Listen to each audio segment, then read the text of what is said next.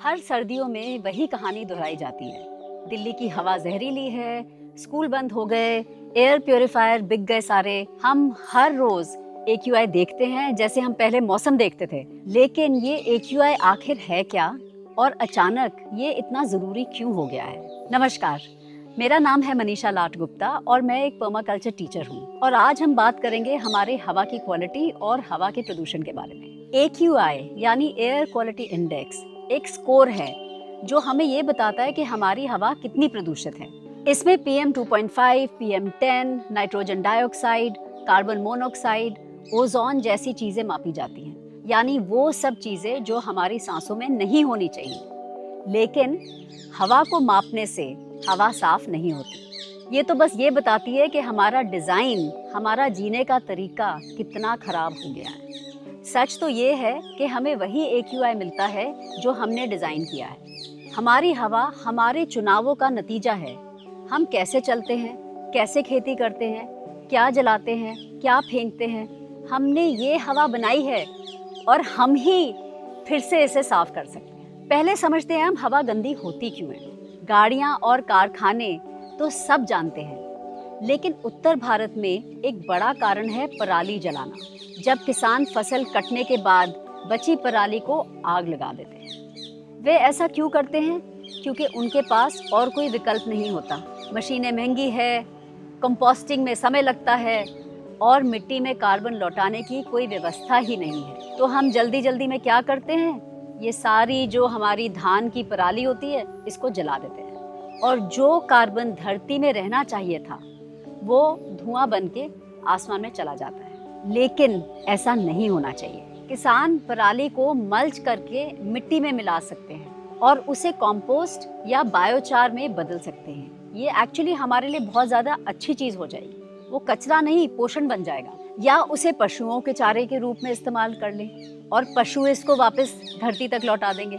Carbon जलाने की नहीं, मिट्टी को लौटाने की ज़रूरत है। और फिर आते हैं त्योहार।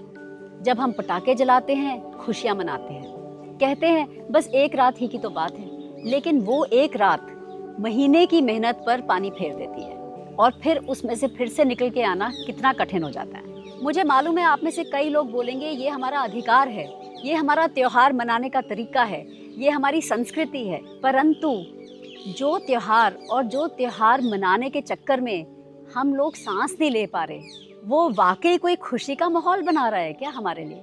अगर हमारे उत्सव ही हमारे प्रदूषण फैलाते हैं तो शायद हमें उत्सव का तरीका बदलना पड़ेगा। हवा का प्रदूषण सिर्फ इंसानों को नहीं, हर जीव को प्रभावित करता है। ये अस्थमा, एलर्जी और दिल की बीमारियां लाता है।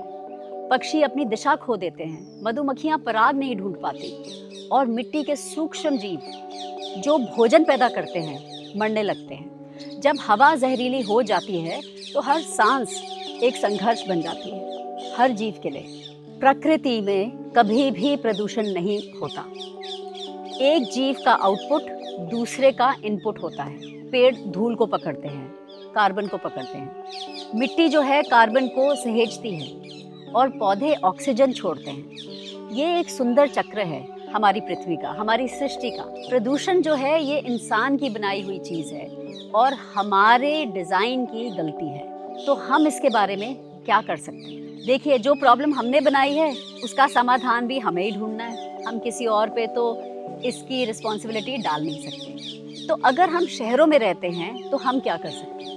पहली चीज़, हम लोग पब्लिक ट्रांसपोर्ट या कार शेयरिंग अपना सकते हैं। कचरा जलाने की बजाय कंपोस्ट कर सकते हैं। छतों, गलियों और कॉलोनियों में पेड़ फिर से लगा सकते हैं। गाँव और खेतों में पराली जलाना बंद करें, उसे मल्च या कंपोस्ट की तरह हम इस्तेमाल करें।